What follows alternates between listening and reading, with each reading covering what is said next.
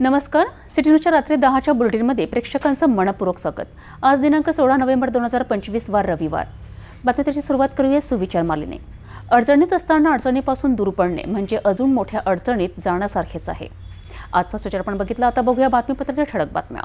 या हेडलाईन्सचे प्रायोजक आहेत बीटीपी यात्रा ग्रुप अमरावती।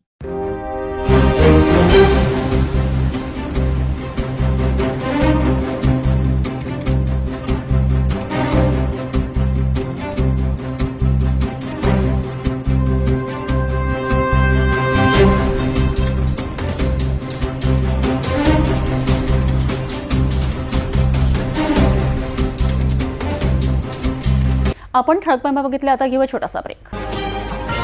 शादी और ब्याह की शुरुआत आराधना साड़ी के साथ। Aradhana wholesale shopping mall L2 Bizland complex, Nandgaon Peth, Amravati, Jawahar road, Amravati. Break नंतर बघूया सविस्तर बातम्या। एक नजर टाकूया शहरातील गुन्हेगारी क्षेत्रातील घडामोडींवर।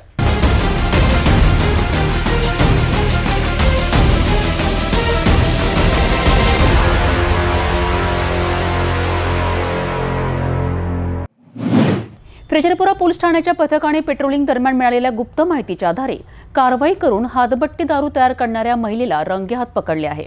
या कारवाईत पोलिसांनी हातभट्टी दारू, मोहमास आणि इतर साहित्य असा एकूण 23,250 रुपयांचा मुद्देमाल जप्त केला असून आरोपीवर महाराष्ट्र पोलीस कायद्याअंतर्गत गुन्हा दाखल करण्यात आलाय। पोलीस स्टेशन फ्रेजरपुरा हद्दीमध्ये नियमित पेट्रोलिंग सुरू असताना पोलिसांना गुप्त माहिती मिळाली की परिहारपुरा वडाळी अमरावती येथे एक महिला घरात हातभट्टी दारू तयार करीत आहे। या माहितीनुसार पोलिसांनी तत्काळ छापा टाकला। या छाप्यात बबिता नागिन सुनेरे वय 45 वर्ष ही महिला घरात बेकायदेशीररित्या हातभट्टी दारू तयार करताना आढळून आली। पोलिसांनी घटनास्थळावरून हातभट्टी दारू, मोहमास आणि तयार करण्यासाठी लागणारे साहित्य असा 23,250 रुपयांचा मुद्देमाल जप्त केलाय। त्यानुसार उर्वरित साहित्य जागेवरच नष्ट करण्यात आले। या प्रकरणात फ्रेजरपुरा पोलीस ठाण्यात कलम 65 क फ ड महाराष्ट्र पोलीस कायद्याअंतर्गत गुन्हा नोंदविण्यात आला असून पुढील तपास सुरू आहेत।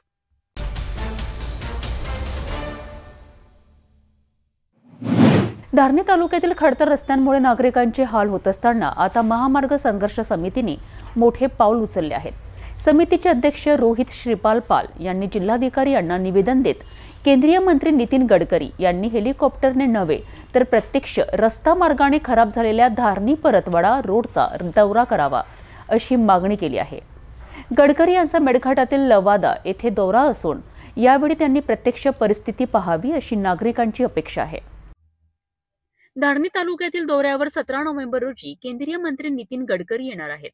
याच पार्श्वभूमीवर महानगर संघर्ष समितीचे अध्यक्ष रोहित पाल यांनी जिल्हाधिकाऱ्यांना महत्त्वपूर्ण निवेदन सादर केलेत। या निवेदनात असे नमूद करण्यात आले आहे की गडकरी यांनी हेलिकॉप्टरऐवजी प्रत्यक्ष रोड मार्गाने भोकरबर्डी ते धारणी आणि पुढे धारणी परतवाडा या मार्गाने दौरा करावा, कारण हा संपूर्ण रस्ता अत्यंत खराब अवस्थेत असून ठिकठिकाणी मोठे खड्डे, उखडलेले डांबरीकरण आणि धोकादायक वळणे असे चित्र आहे। या दुर्दैवी परिस्थितीमुळे रुग्णांना, गर्भवती महिलांना, हार्ट पेशंट्सला अमरावतीला पोहोचविणे अत्यंत कठीण झाले आहे। नेहमीचा 3 तासांचा प्रवास आता 6 तासांवर गेला आहे। रस्ता असुरक्षित असल्याने 4 व्हीलरनेही या मार्गाने जाणे अवघड झाले आहे। मेळघाटातील धारणी ते परतवाडा हा राज्यातील महत्त्वाचा ग्रीन कॉरिडॉर असूनही अनेक वर्षांपासून दुरुस्तीची कामे रखडलेली आहेत। यावर उपाययोजना व्हावी म्हणून रोहित पाल यांनी गडकरी यांना प्रत्यक्ष रस्त्यावरील खड्डे आणि खराब कामाची स्थिती पाहावी अशी ठाम मागणी केली आहे। विशेष म्हणजे गडकरी यांचा उद्या लौदा येथील बांबू केंद्राला दौरा आहे, त्यामुळे त्यांनी हेलिकॉप्टरऐवजी रोड मार्ग निवडला तर मेळघाटातील लोकांच्या समस्यांचे खरे स्वरूप त्यांच्या नजरेस पडू शकेल असा विश्वास नागरिकांनी व्यक्त केला आहे।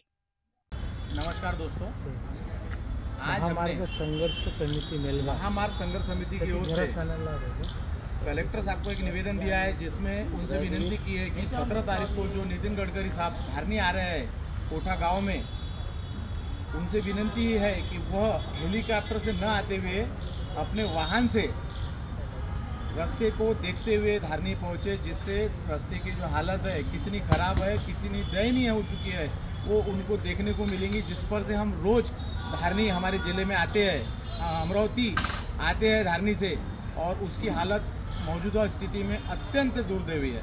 और मैंने कलेक्टर साहब से भी विनती की है कि आप एक बार भी मेलघाट दौरा नहीं कर रहे हैं, कृपया करके आप भी उनके साथ में एक बार मेलघाट में रास्ते से आइए, तो आपको पता चलेगा कि रास्ते की हालत कितनी ख़राब है।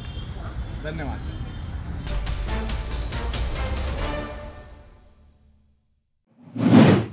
अमरावती शहरात तब्बल 20,000 ऑटो असूनही त्यांचे प्रश्न प्रशासनापर्यंत पोहोचत नाही, असा गंभीर आरोप ऑटो युनियनचे अध्यक्ष नितीन मोहोड यांनी केला आहे।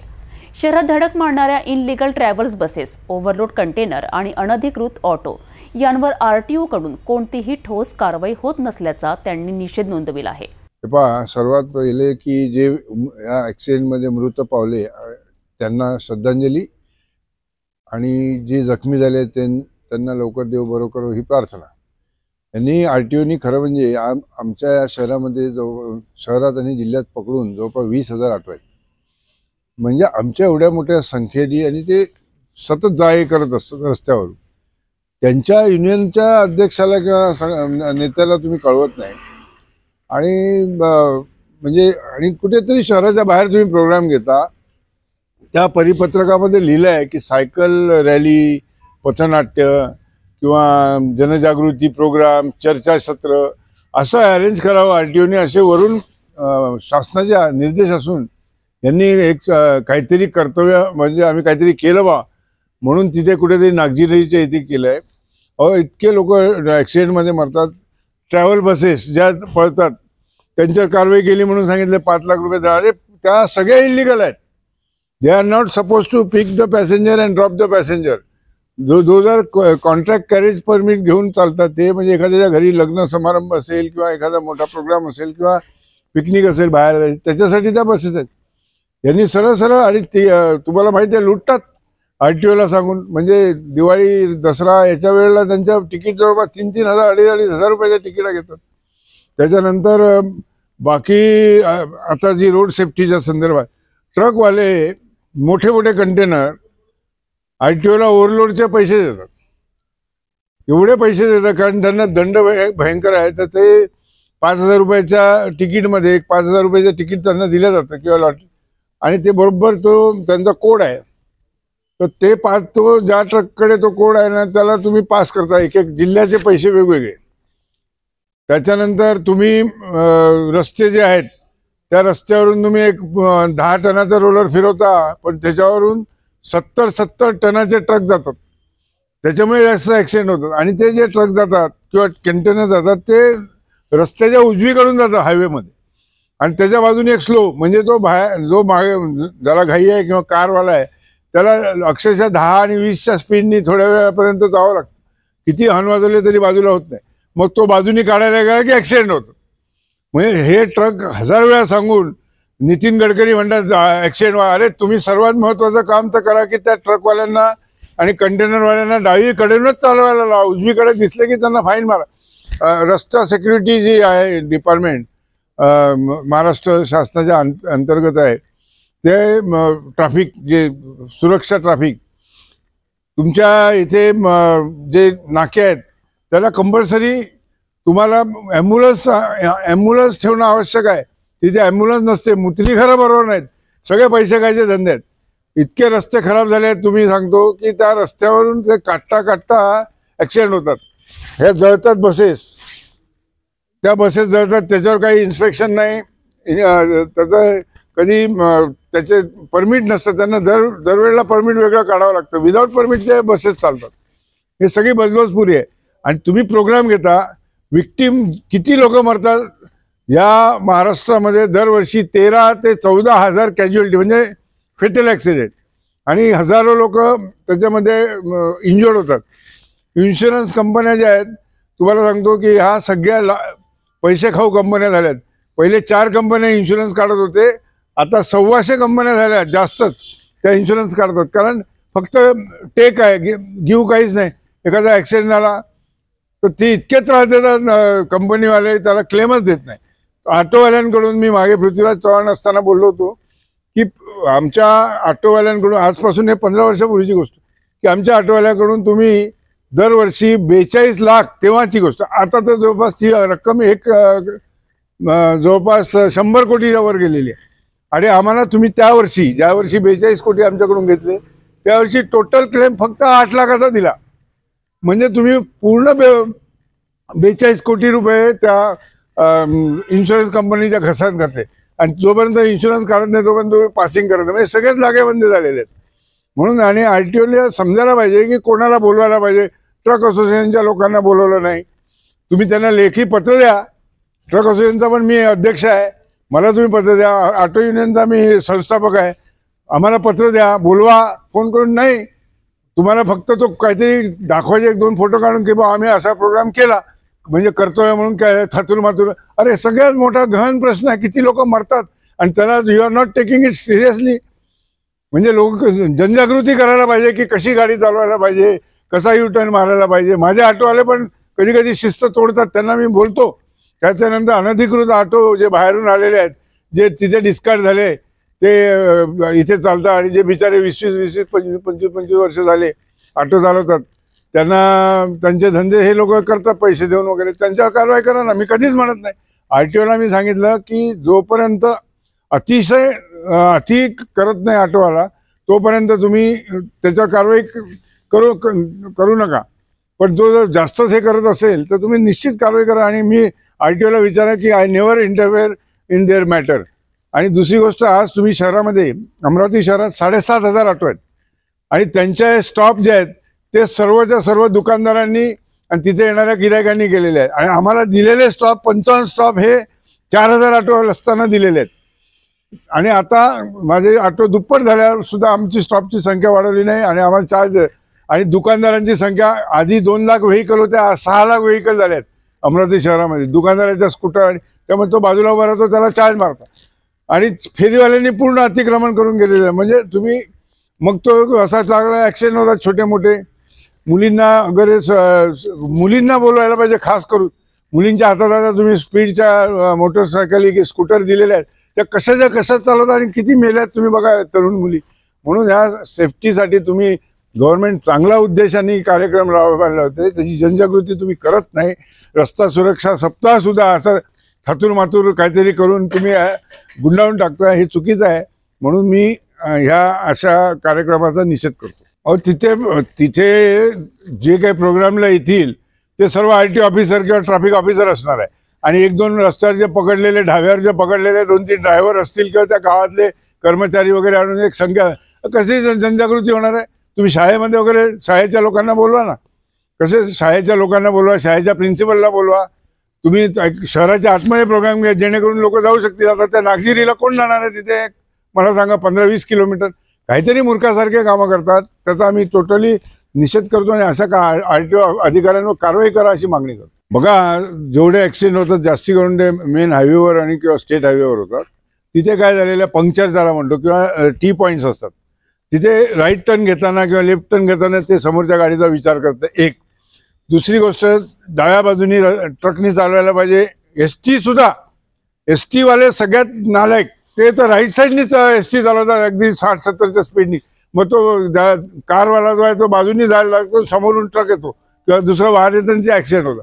दुसरी गोष्ट अशी आहे की ॲक्सिडेंट जेव्हा होतात तर तुम्ही त्यांना जनजागृती करताना हे सांगायला पाहिजे की मी आफ्रिकेमध्ये गेलो होतो, केनियामध्ये, नैरोबीला.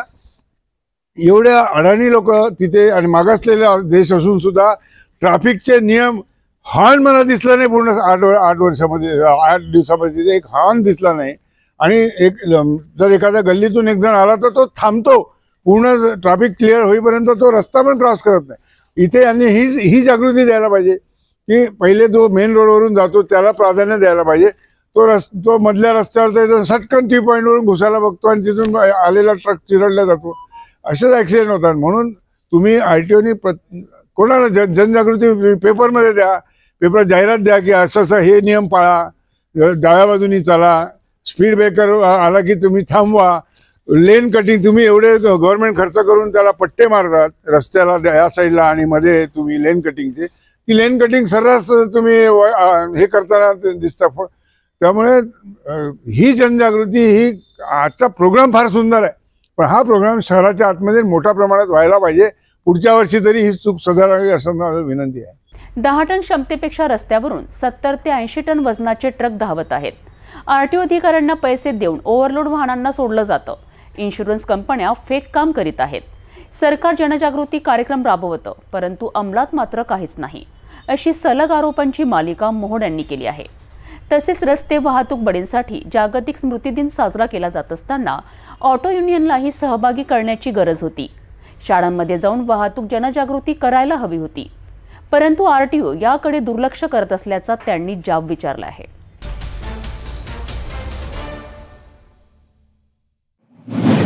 नोव्हेंबर महिन्यातील 3रा रविवार हा रस्ते वाहतूक बळींसाठी जागतिक स्मृती दिन म्हणून पाळला जातो. प्रत्येक वर्षी आरटीओ अमरावतीतर्फे शहरात जनजागृतीचे कार्यक्रम घेऊन नागरिकांना रस्ते अपघात टाळण्याकरिता मार्गदर्शन केले जाते. मात्र यावर्षी संपूर्ण चित्र उलट दिसले. शहरातील नागरिक संघटना, ऑटो युनियन, ट्रॅफिक विभाग यापैकी कोणालाही माहिती न देता हा कार्यक्रम शहरापासून तब्बल 25 ते 30 किलोमीटर अंतरावर आयोजित करण्यात आला. त्यातही प्रमुख संबंधित विभागांपैकी एकालाही याची कल्पना देण्यात आली नाही. ज्या कार्यक्रमाचा उद्देश नागरिकांमध्ये जागृती करणे आहे, तोच कार्यक्रम फक्त आरटीओचे अधिकारी आणि कर्मचारी उपस्थित राहून पार पडला. मग प्रश्न असा आहे की जनजागृतीची गरज फक्त अधिकाऱ्यांनाच आहे का, की खऱ्या अर्थाने ज्यांना जागृती हवी त्या नागरिकांना? या कार्यक्रमाच्या नियोजनावर आता गंभीर प्रश्न निर्माण झाले आहेत. 16 नोव्हेंबर हा दिन संपूर्ण महाराष्ट्रामध्ये रस्ते वाहतूक बळींसाठी जागतिक स्मृती दिन म्हणून आयोजन करण्यात येत असतो आणि आपल्या अमरावती शहरामध्ये सुद्धा हा दिवस आज आयोजन करण्यात येत आहे. आपण सध्या जे आहेत आरटीओ कार्यालयाबाहेर सध्या उभा आहोत. प्रादेशिक परिवहन कार्यालयाबाहेर आपण उभा आहोत. यांच्या वतीने जे आहेत यावर्षी सुद्धा या कार्यक्रमाचं आयोजन करण्यात आलेलं आहे. मात्र हे आयोजन फक्त फोटो सेशन पुरतच मर्यादित असल्याचं चित्र सध्या आपल्या अमरावती शहरामध्ये दिसून येत आहे. यामध्ये जे आहेत अनेक कार्यक्रमाचे आयोजन करण्यात आले होते. जे आहे ते मुंबईवरून पत्र आलं आहे कार्यालयाचं. या कार्यालयाच्या मुताबिक जे आहेत आपण एकंदरीत जर बघितलं तर वॉकथॉन, सायकल रॅली, पथनाट्य, जनजागृती कार्यक्रम, पॅनल चर्चा असे अनेक कार्यक्रमांचे आयोजन करण्यात यायला हवे होते. मात्र हे संपूर्ण कार्यक्रम जे आहेत आपल्या अमरावती शहरामध्ये पार पडायचे होते. मात्र हा जो कार्यक्रम आहे आरटीओच्या मार्फत अमरावती शहरापासून 20 ते 25 किलोमीटर अंतरावर ठेवण्यात आलेला आहे, ज्या ठिकाणी फक्त आरटीओ कार्यालयातील अधिकारी आणि कर्मचारीच उपस्थित राहणार आहेत. याच संदर्भात आपण एकंदरीत जर बघितलं तर संपूर्ण अमरावती शहराला जे आहे त्याची संपूर्ण माहिती व्हावी, जनजागृती व्हावी याकरिता या कार्यक्रमाचं उद्देश असतं. मात्र एकंदरीत जर बघितलं तर फक्त आरटीओचे अधिकारी आणि कर्मचाऱ्यांनाच जनजागृती करण्याची गरज आहे का, असा प्रश्न सुद्धा यावेळेस उपस्थित होत आहे. याच कार्यालयाशी संबंधित जे आहे तर अमरावती शहरातील वाहतूक विभाग कार्यालयाला सुद्धा कुठल्याच प्रकारचं आरटीओ कार्यालयाने पत्र दिलेलं नाही. कुठल्याच प्रकारची माहिती त्यांच्यापर्यंत पोहोचविण्यात आली नाही. तसेच अमरावती शहरामध्ये ऑटो युनियन, अमरावती शहरामध्ये ऑटो मोठ्या प्रमाणात चालतात. ऑटो युनियनच्या अध्यक्षांना सुद्धा कुठल्याच प्रकारची सूचना या कार्यक्रमासंदर्भात देण्यात आलेली नाहीत. त्यांच्याकडून सुद्धा सिटी न्यूजने या संदर्भात माहिती विचारली असता अनेक शाळा असेल, कॉलेजमध्ये सुद्धा या प्रकारचं माहिती जी आहेत आरटीओ कार्यालयाने पोहोचवायला हवी होती असं त्यांची सुद्धा प्रतिक्रिया समोर आली आहेत. आपण एकंदरीत जर बघितलं आता आरटीओ कार्यालयाने कार्यक्रम तर आयोजित केला, मात्र तो फक्त फोटो सेशन पुरताच मर्यादित राहणार का असा प्रश्न संपूर्ण अमरावतीकरांना पडला आहे. कॅमेरामॅन मोहन विश्वकर्मासह मी रोहित खळे, पाहत रहा सिटी न्यूज अमरावती. तपोवन पासून फक्त 1.5 किलोमीटर अंतरावर राधानगरी लेआउट, लेक व्ह्यू प्लॉट सह मोजकेच प्लॉट शिल्लक. त्वरित संपर्क करा 9930706667 किंवा 7620433325 या क्रमांकावर. अमरावतीत रविवारी एक अनोखा आणि आरोग्यदायी उपक्रम सुरू झालाय. Happy street. अमरावती महानगरपालिका आयुक्त सौम्या शर्मा चांडक यांच्या पुढाकाराने सुरू झालेल्या या उपक्रमाला नागरिकांचा जबरदस्त प्रतिसाद मिळाला. वाहनमुक्त रस्ते, ताजेतवाने वातावरण आणि सकाळच्या आनंदात नागरिकांनी विविध उपक्रमांचा मनसोक्त आनंद घेतला. अमरावती महानगरपालिकेतर्फे रविवारी शहरात पहिल्यांदाच हॅपी स्ट्रीट या उपक्रमाचा उत्साहात शुभारंभ करण्यात आलाय. सकाळी 6 वाजता वेलकम पॉइंट येथे सुरू झालेल्या या कार्यक्रमात नागरिकांकरिता संपूर्ण रस्ता वाहनमुक्त ठेवण्यात आला होता.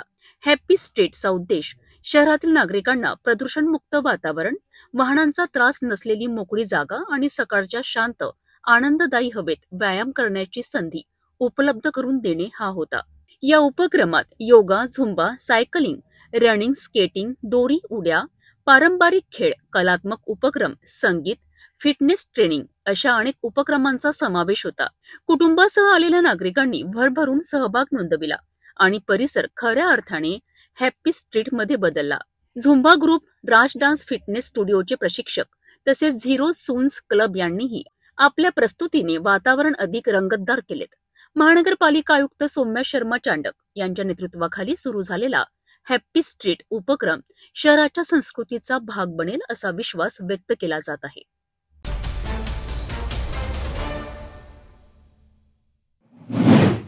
बालदिनानिमित्त अमरावतीत मुलांसाठी एक खास भेट. इलेक्ट्रोनोवा सिस्टीम प्रायव्हेट लिमिटेडतर्फे महापालिका उच्च माध्यमिक मराठी शाळा क्रमांक 18 येथे रोबोटिक्स कार्यशाळेचे आयोजन करण्यात आलं. या कार्यशाळेने मुलांना विज्ञान तंत्रज्ञानाची ओळख करून दिली, शिवाय त्यांचा बालदिन अधिक आनंददायी झाला आहे. अमरावतीतील महानगरपालिका उच्च माध्यमिक मराठी शाळा क्रमांक 18 येथे बालदिनाच्या निमित्ताने इलेक्ट्रोनोवा सिस्टीम प्रायव्हेट लिमिटेडतर्फे विशेष रोबोटिक्स कार्यशाळा आयोजित करण्यात आली. मुख्याध्यापिका मंजू वानखडे यांच्या पुढाकाराने आयोजित या उपक्रमाचा उद्देश विद्यार्थ्यांना आधुनिक तंत्रज्ञानाची ओळख करून देणे हा होता. या कार्यशाळेत विद्यार्थ्यांना विविध रोबोट्सचे प्रत्यक्ष डेमो दाखवण्यात आले. सेन्सर तंत्रज्ञान, इलेक्ट्रॉनिक साधनांची नावे, त्यांची जोडणी, सॉफ्टवेअर, हार्डवेअरची माहिती अगदी सोप्या भाषेत मुलांना समजावून सांगण्यात आली. मुलांनी स्वतः रोबोट्स हाताळत अनुभव घेतला आणि कार्यशाळेत उत्साहाने सहभाग घेतला. बालदिनानिमित्त इलेक्ट्रोनोवा टीमतर्फे विद्यार्थ्यांना शैक्षणिक पुस्तके आणि छोटे छोटे गिफ्ट्स देण्यात आले. या कार्यशाळेनंतर घेण्यात आलेल्या प्रश्नमंजुषेतही विद्यार्थ्यांनी उत्तम प्रतिसाद दिला. या उपक्रमाचे नेतृत्व इलेक्ट्रोनोवा सिस्टीम प्रायव्हेट लिमिटेडचे संचालक अर्जुन पंडित मोहोरे यांनी केलेत. या यशस्वी आयोजनात टीम सदस्य श्रेयश गावंडे, संस्कार वणवे, रोशन जुमले, तेजस सोनवणे, अक्षय ठाकरे आणि अभिषेक ढाले यांनी विशेष योगदान दिलेत. विद्यालय प्रशासनाने या उपक्रमाचे मनापासून कौतुक केलेत आणि मुलांमध्ये विज्ञान तंत्रज्ञानाची आवड वाढवण्याकरिता अशा कार्यशाळा प्रत्येक शाळेतून व्हाव्यात अशी अपेक्षा व्यक्त केली आहे. इलेक्ट्रोनोवा सिस्टीमच्या या उपक्रमामुळे बालदिन विज्ञान आणि तंत्रज्ञानाच्या अनुभवाने खरोखरच संस्मरणीय ठरलाय.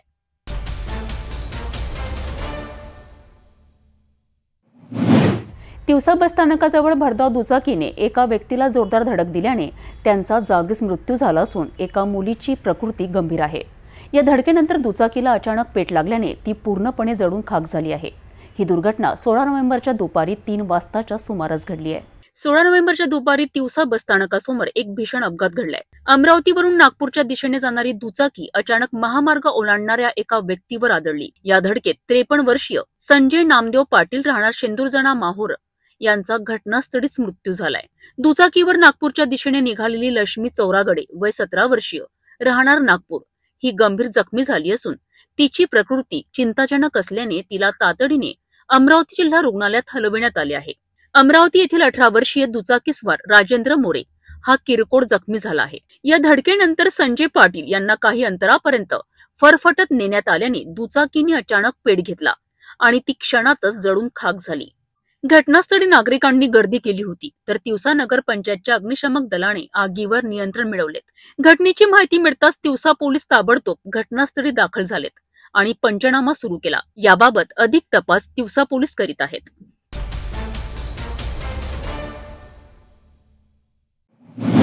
धारणी शहरातील उपजिल्हा रुग्णालयात पुन्हा एकदा माता बाल मृत्यूचे तांडव सुरू झाले आहेत. सामाजिक कार्यकर्त्यांच्या तक्रारीनंतरही काही डॉक्टर धारणी सोडायला तयार नाहीत, कारण रुग्णालयात खालपासून वरपर्यंत एक साखळी तयार झाल्याचा गंभीर आरोप स्थानिक नागरिकांकडून केला जातोय. आरोग्यमंत्री आणि अधिकारी भेटी देतात, परंतु दाखवले जाते तेच ऑल इज वेल, परंतु वास्तविकता वेगळी आहे. मेळघाटात माता मृत्यू आणि बाल मृत्यू सलग वाढतच आहे आणि आजचा हा गंभीर प्रकार समाज मनाला अत्यंत हादरून टाकणार आहे. शनिवारी सालाई बर्डी येथील 20 वर्षीय नर्मदा नारायण चिलाटरे यांचा प्रसूती दरम्यान मृत्यू झाला आहे. दिवसभर रुग्णालयात उपचार सुरू असल्याचं सांगितलं जातं, परंतु प्रसूतिगृहात गेल्यावर केवळ 3 मिनिटात त्यांचा मृत्यू झाला. अशा घटना वारंवार घडत असताना स्थानिक प्रतिनिधी मात्र शांत का, असा प्रश्न आता संपूर्ण मेळघाटात उपस्थित केला जात आहे. धारणी उपजिल्हा रुग्णालयातील खराब व्यवस्था, ढिसाळ डॉक्टरांची मनमानी आणि प्रशासनातील साखळीमुळे मेळघाट आज पुन्हा चर्चेत आहे. सामाजिक कार्यकर्त्यांनी दिलेल्या तक्रारी असूनही रुग्णालयातील काही डॉक्टर धारणी सोडायला तयार नाहीत, कारण येथे तयार झाली साखळी मोडण्याची हिंमत कोणी करत नाही, अशी नागरिकांची तक्रार आहे. 20 वर्षीय नर्मदा नारायण चिलाटरे ही पहिली डिलिव्हरी होती. 15 नोव्हेंबर रोजी सकाळी मातेच्या पोटात वेदना सुरू झाल्यात. आशाने माहिती देताच आरोग्य सेविका घरी पोहोचली आणि रुग्णवाहिका बोलवण्यात आली. सकाळी 10:30 वाजता मातेला SDH धारणी येथे दाखल करण्यात आले. दिवसभर माता पूर्णपणे सामान्य होती, असे आशा व कुटुंबियांचे म्हणणे आहे. संध्याकाळी 6:30 वाजता प्रसूतिगृहात नेल्यावर काही मिनिटातच चक्कर येऊन माता कोसळली आणि केवळ 3 मिनिटात माता मृत पावली. या प्रकारातील चूक कोणाची? तपासाची गरज अत्यंत गंभीर आहे. याशिवाय गेल्या आठवड्यात एक बालमृत्यू बैरागड आणि धुळघाट रोड तर बिजुवाडी उपकेंद्र अंतर्गत 2 बालमृत्यू झाल्याचे समोर आले आहेत. मेळघाटातील उपजिल्हा रुग्णालयात नेमकं काय सुरू आहे, ही चौकशी आता अत्यंत आवश्यक झाली आहे.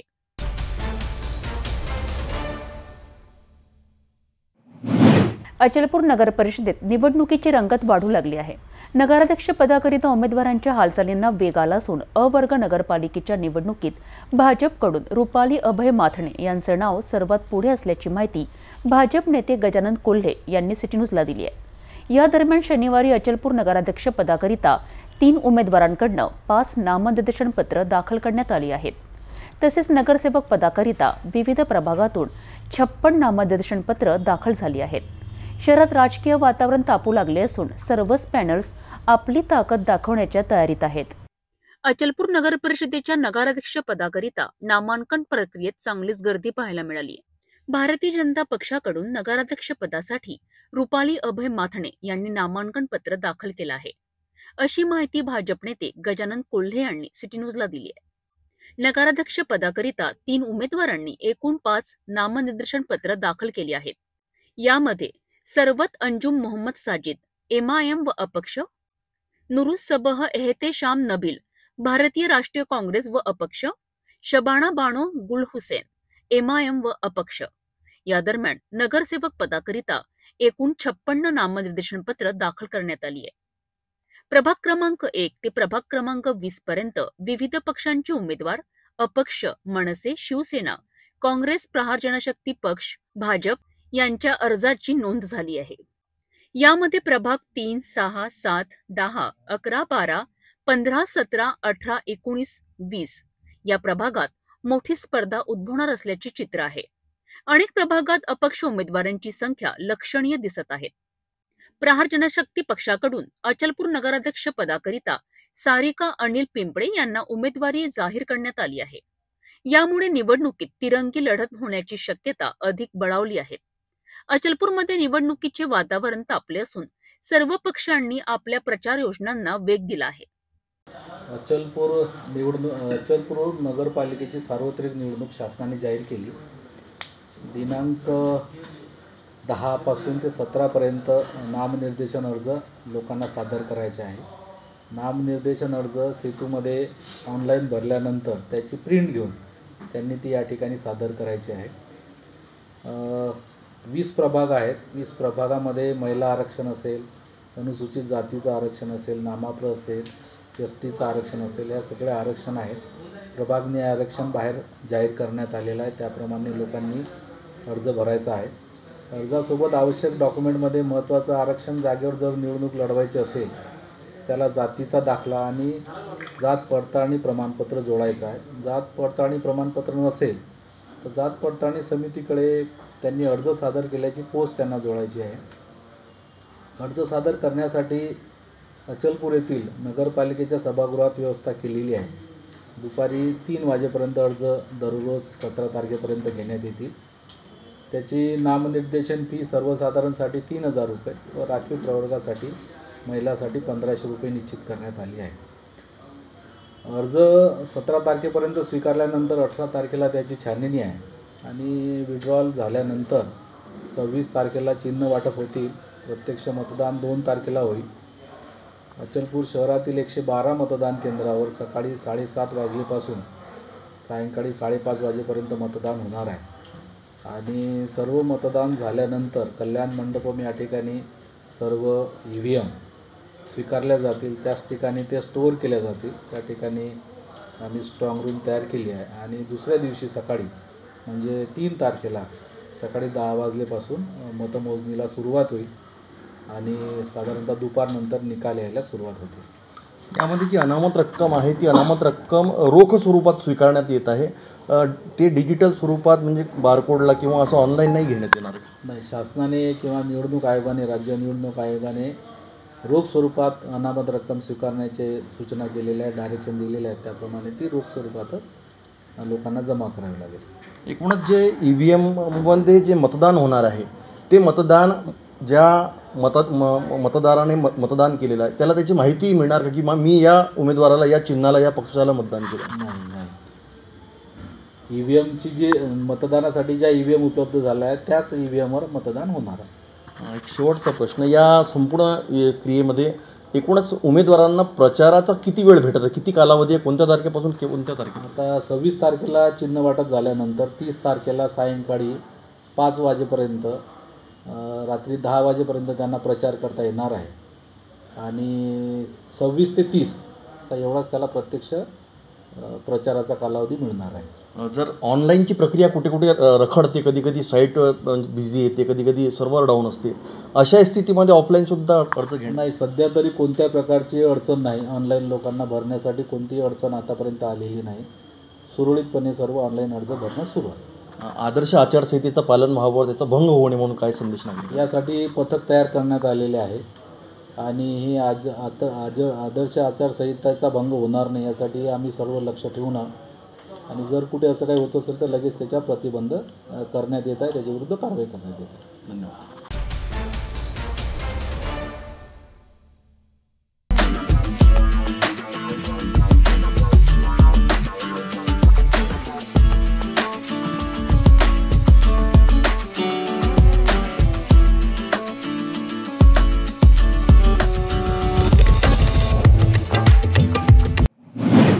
पुसद शहराजवळील आदर्शनगर परिसरात दुपारी भीषण आग लागून 3 ते 4 घरे जळून खाक झाली आहेत.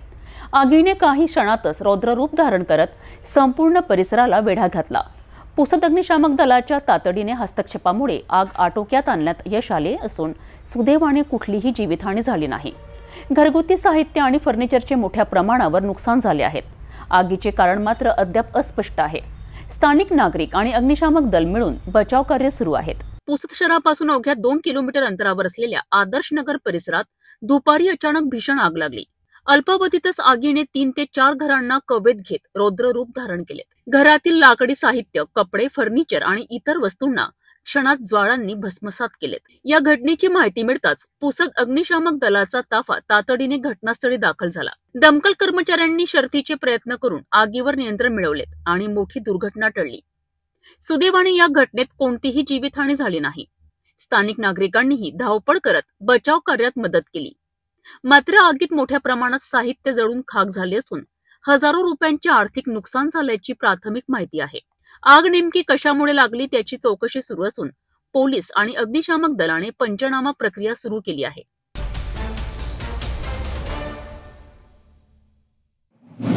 कामरगाव वाशिम जिल्ह्यातील एक छोटं गाव. गावाच्या स्वच्छतेकरिता तब्बल 63 लाख रुपये घनकचरा व्यवस्थापनासाठी आहे.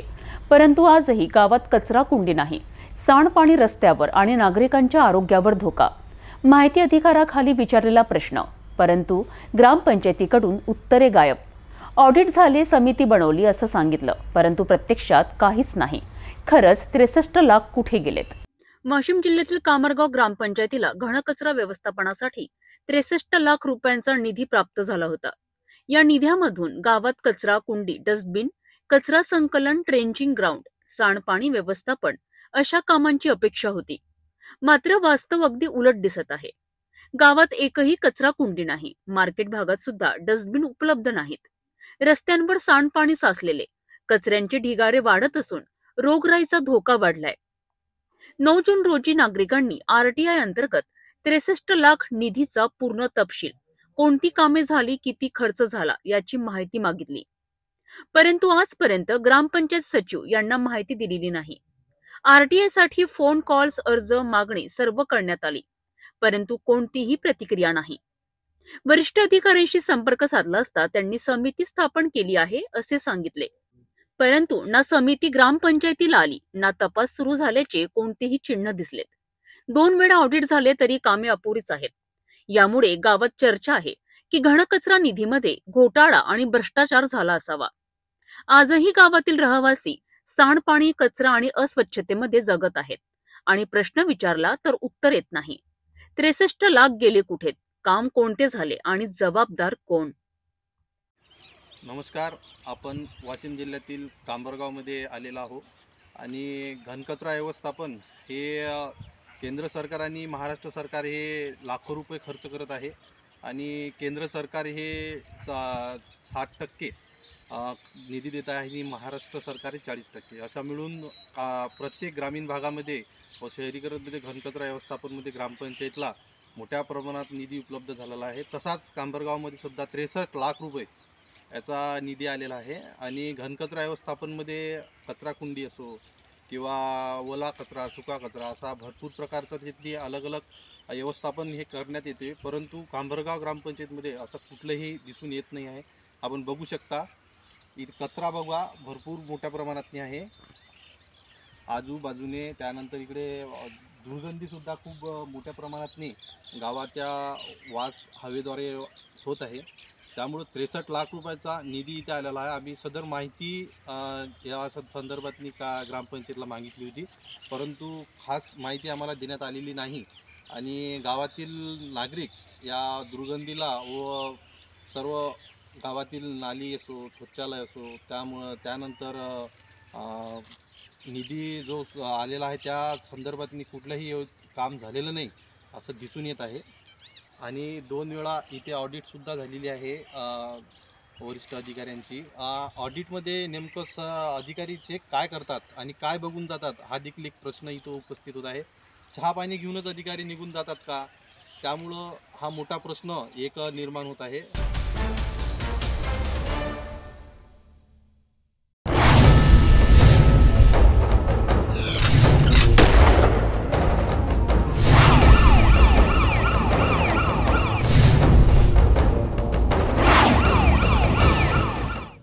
शिवणी बांधगावात शेतातील पैशाच्या वादातून 60 वर्षीय महिलेनं स्वतःच्याच पुतण्यावर जीवघेणा हल्ला केला आहे. दंदी उर्फ लक्ष्मीबाई रामटेके या महिलेने केलेल्या या हल्ल्यामुळे गावात तणावाचं वातावरण निर्माण झालं आहे. वेळोवेळी शिवीगाळ, धमक्या आणि गुंडागिरीमुळे कुप्रसिद्ध असलेल्या या महिलेवर आता पोलिसात गुन्हा दाखल झाला असून साकोली पोलीस पुढील तपास करीत आहेत. भंडारा जिल्ह्यातील साकोली तालुक्यातील शिवणी बांधगाव गावात वाद, शिवीगाळ आणि धमक्यांमुळे कुप्रसिद्ध असलेली 60 वर्षाची दंदी उर्फ लक्ष्मीबाई रामटेके शेतीतून मिळणाऱ्या फेडरेशनच्या धान्याच्या पैशावरून ताण वाढत होता. धान विक्रीच न करता पैसे मला दे असा अट्टहास ती सतत करत होती. दररोज घरी येऊन अश्लील शिवीगाळ, धमक्या, घरातील शांतता भंग करणं आणि या सगळ्यांचा त्रास पुतण्या अनेक दिवसांपासून सहन करत होता. अखेर 16 नोव्हेंबरला वाद चिघळला आणि लक्ष्मीबाईंनी 42 वर्षीय पुतण्यावर थेट हल्ला चढवला. या मारहाणीमध्ये तो गंभीर जखमी झाला असून गावात भीतीचं वातावरण निर्माण झालं आहे. का म्हणणार तुझा नाही ना? तुझे पैसे आले का? आले का तुझे पैसे? आले का तुझे पैसे? हा ना, आले ना तर हाच व्हिडिओ आता दाखवतो. तू भंडाराला चल. कधी जावायचं आहे? कधी जावायचं आहे? कधी जावायचं आहे? कधी जावायचं सांग, सांग ना कधी जावायचं आहे? हे जे तू काय गावगुंड झालीस का? काहून मा बाबाला मारलीस? फोटो काढून पाठवतो. थांब जरा तू. थांब थांब. हा थांब. हा अजून जेवढे सेवा देशील ना तर तेवढे दिसणार आहे. आपल्या वयाचा मान ठेव. याआधीही ग्रामपंचायतीत समज देण्यासाठी बैठक बोलावली होती, परंतु ही महिला मुद्दाम उपस्थित राहिली नव्हती. गावकऱ्यांना शिव्या देत फिरणं, विवाद निर्माण करणं अशी तिची प्रतिमा गावात आधीपासूनच होती. या रक्तरंजित घटनेनंतर साकोली पोलिसांनी गुन्हा नोंद केलाय. गावकऱ्यातून संताप व्यक्त केला जात असून गावात दहशत माजवणाऱ्या या महिलेवर कठोरात कठोर कारवाई करा अशी जोरदार मागणी केली जात आहे. जाता जाता पुन्हा एकदाच्या ठळक बातम्या. या हेडलाईन्सचे प्रायोजक आहेत बीटीपी यात्रा ग्रुप अमरावती.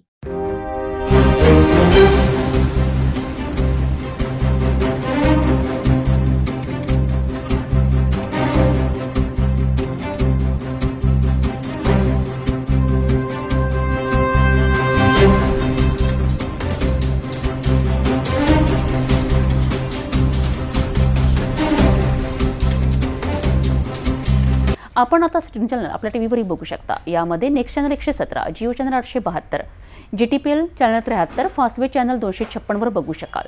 आता अमरावती जिल्ह्यानंतर विदर्भ आणि महाराष्ट्राचे दर्शक घर बसल्या आपल्या केबल टीव्हीवर सिटी न्यूजच्या बातम्या पाहू शकाल. यामध्ये Chhatrapati Sambhajinagar NST setup box number 14, Yavatmal setup box number 12, Washim setup box number 26, Nanded setup box number 17, Mahur setup box number 7, Akola RRC setup box number 899 वर बघू शकाल.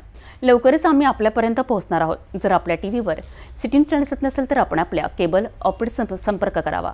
आपण सिटी न्यूज केबलच्या व्यतिरिक्त यूट्यूब, फेसबुक, इंस्टाग्राम आणि ट्विटरवर बघू शकता. याकरिता सोशल मीडिया अकाउंट सबस्क्राईब करा, फॉलो करा, लाईक करा. यूट्यूब अकाउंट सबस्क्राईब करण्याकरिता सबस्क्राईब बटनाला क्लिक करा आणि बेल आयकॉन दाबायला विसरू नका, कारण सर्वप्रथम समाचार आपल्यापर्यंत पोहोचणार आहेत. तसेच सिटीचे फेसबुक पेज लाईक करा, इंस्टाग्राम आणि ट्विटर हँडल फॉलो करा. आपण व्हॉट्सॲपवर सुद्धा सूचना देऊन न्यूज प्राप्त करू शकता. व्हॉट्सॲप नंबर स्क्रीनवर येत आहे. हे बातमीपत्र एवढ्यावरच थांबूया. पुन्हा भेटू नवीन घडामोडींसोबत. आपण बघत राहा सिटी न्यूज. हर खबर पर पैनी नजर, हर मुद्दे पर सटीक वार, यही है सिटी न्यूज की पहचान. जहाँ सच्चाई की आवाज दबाई जाती है, वहाँ सिटी न्यूज उठाता है सवाल. हर स्क्रीन पर, हर प्लेटफॉर्म पर हमारी मौजूदगी बोलती है. सिटी न्यूज, हमेशा सच के साथ. अस्वीकरण. सिटी न्यूज चॅनलवर राजकीय, सामाजिक, धार्मिक कार्यकर्ते, प्रशासकीय अधिकारी, कर्मचारी किंवा कोणत्याही व्यक्तीने व्यक्त केलेले विचार अथवा माहिती ही त्यांची वैयक्तिक मते आहेत. त्या मतांशी सिटी न्यूज चॅनलची सहमती असणे आवश्यक नाही.